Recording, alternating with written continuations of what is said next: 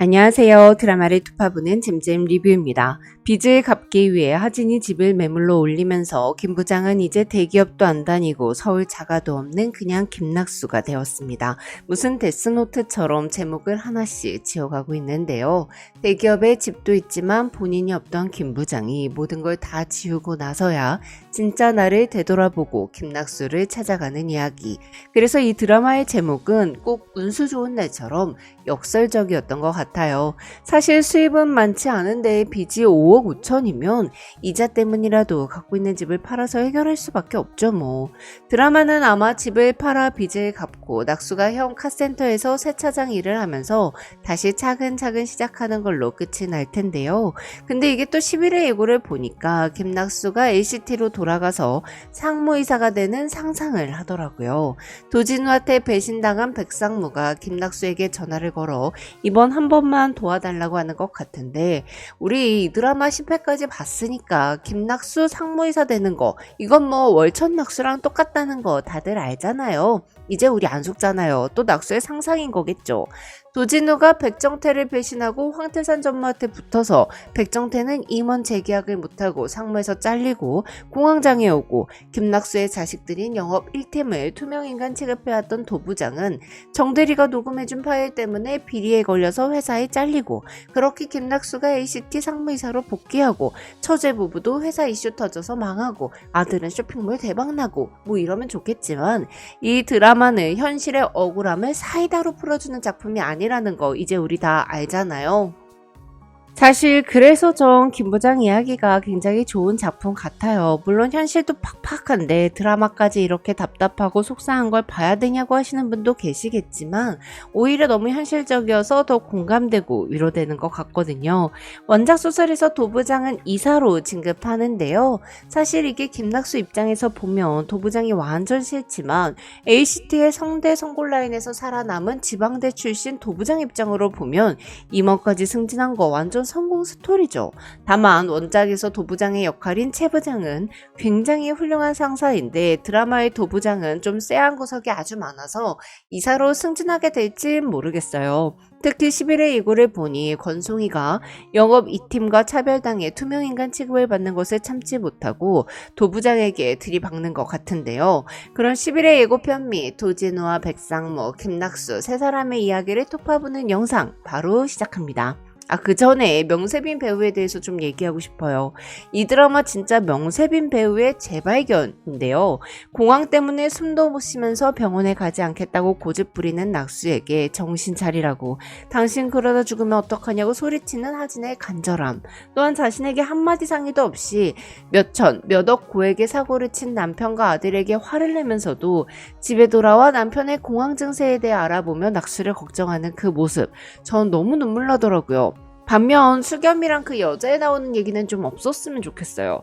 수겸이 지금 학기 중 아닌가요? 학교를 안 다니는 건가요? 아니, 학생이 뭔 공부하는 꼴을 볼 수가 없어요. 수겸이랑 그 여자애만 나오면 전 핸드폰을 자꾸 보게 되더라고요.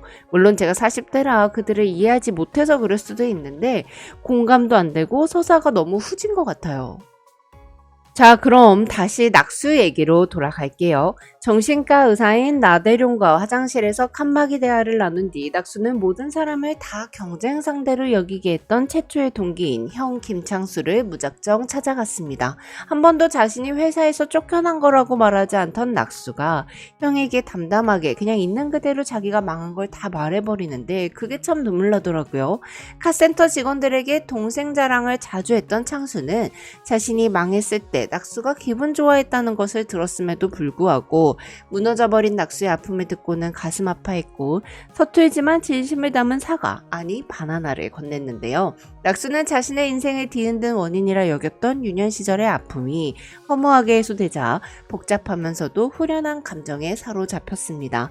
또한 나대룡과의 대화를 통해 자신이 아들과 대화를 하지 않고 너무 자신만의 방식을 강요했다는 것을 인정하며 아들과 대화를 시도했죠. 수겸 또한 아버지의 이러한 강요가 사랑의 한 방법이었음을 알게 되었고요. 10,000원에 팔아도 안 입을 것 같은 그 후드티를 함께 입고 두 사람이 같이 대리운전을 하는 모습이 참 훈훈했는데요. 아버지가 앞장서고 아들이 그 뒤를 따라가고 어떤 때는 아들이 아버지 옆에서 나란히 같이 가고 전 그 장면이 그저 대리운전이 아닌 꼭 인생을 나아가는 모습 같더라고요. 한편 11회에서 낙수는 형에게 바나나 사과를 받은 후 형의 카센터를 자주 찾아갔고 형이 시켜서 얼떨결에 수리가 끝나고 출고하는 차를 세차해주는 일을 하게 되는데요. 사실 김낙수는 평생 회사만 다녔기에 몸을 쓰는 일을 할 수 없을 거라고 여겼습니다. 하지만 세차 일은 생각보다 낙수에게 잘 맞았는데요. 고압수에 몸이 튕겨져 나갈 것 같지만 강력한 물줄기가 주는 쾌감이 있었고 얼룩들과 먼지들이 씻겨 내려가는 게 꼭 내면에 쌓아온 쓰레기들을 허물어 버리는 것 같아서 너무나도 시원했죠. 처음엔 고압수를 두 손으로 잡아야만 했는데 익숙해지니 한 손으로도 컨트롤이 가능해졌어요. 그렇게 김 부장이 점점 손세차 일에 적응해 가던 어느 날 창수는 낙수에게 카센터 옆에 남는 짜투리 공간에서 사업자를 따로 내고 세차장을 운영해보라고 제안합니다. 이에 낙수는 고민하게 되죠. 형의 제안을 수락한다면 세차장 주인이 되고 평생 세차를 하게 될 테니까요. 그렇게 세차장 주인이 될 것인가 고민을 하던 때 백상무가 낙수에게 연락을 했습니다. 텍스트 예고를 보면 백상무는 도진우가 자신을 배신하고 황태산 전무한테 붙었다며 낙수에게 달콤한 제안을 한다고 하는데요. 근데 이게 말이 안 되지 않나요? 설령 도진호가 백상무 뒤통수를 쳤다고 해도 이미 퇴사해버린 낙수가 도와줄 일이 뭐가 있을까요? 물론 지금의 백정태를 상무로 만들어준 건 김낙수의 힘이 컸지만 결국은 백정태가 사내 정치에 능하고 태세 전환이 빨라서 직장인들의 별인 임원이 된 거잖아요. 그리고 도진호가 백정태랑 같은 아파트에 살게 되면서 좀 가까워진 거지 처음부터 백상무 라인은 아니었습니다. 그래서 처음엔 김 부장도 전문대 출신인 도진우를 견제 대상으로 치지도 않았죠. 물론 도진우가 어느 순간 백상무와 같이 움직이는 일들이 많아졌고 김낙수가 공장으로 쫓겨난 이후에는 영업 1팀까지 먹어버리며 차기 임원 자리를 노리고 있는 야망을 보여주긴 했어요. 근데 참 재수없는 게 김 부장이 공장으로 자천됐을 때까지만 해도 혹시라도 본사로 돌아올까봐 영업 1팀을 챙기는 척 하더니 낙수가 회사를 그만두자마자 바로 영업 1팀을 차별하더라고요. 물론 내 새끼인 영업 2팀과 김낙수 새끼인 영업 1팀을 똑같이 대할 순 없었겠지만 이게 너무 티가 나잖아요. 예고를 보니 권송이가 투명인간 취급받는 거 지긋지긋하다며 참다 못해 도부장에게 한마디를 했는데요. 아마 권송이는 또 대리로 진급을 하지 못한 것 같아요. 지난번에는 허태한 가장 때문에 고가 점수를 좋게 받지 못했고 이번에는 도부장이 영업 1팀 전부한테 고가를 좋지 않게 준 것 같은데요. 권송이는 동기들은 대부분 진급했는데 이번에도 진급하지 못하자 완전히 열이 받았습니다. 사실 만년 과장의 진급을 도와주기 위해 희생됐던 건 합리적이지도 논리적이지도 않은 일이었는데 이번엔 직속 상사가 회사를 관뒀다고 해서 실력을 인정받지 못하고 투명인간 취급받는 건 진짜 더 말도 안 되는 일이잖아요.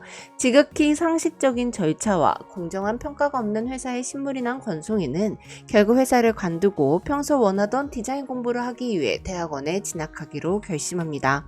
한편 김낙수는 백상무가 카드까지 건네며 자신을 도와달라고 부탁하자 그 달콤한 제안에 마음이 뒤흔들렸습니다. 그렇게 낙수는 다시 돌아갈 것인지 내려놓을 것인지 인생을 가를 마지막 선택 앞에 서게 되는데요.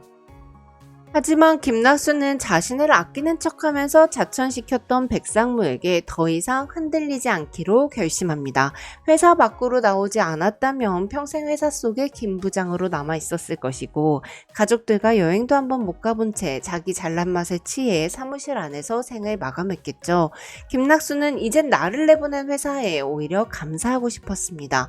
내가 누구인지 알 수 있도록 내 가슴을 짓누르던 코끼리에게 감사하고 싶었죠. 그렇게 낙수는 더 이상 백상무의 꼬임에 흔들리지 않고 새로운 삶을 시작합니다. 지금까지 잼잼 리뷰였습니다. 감사합니다.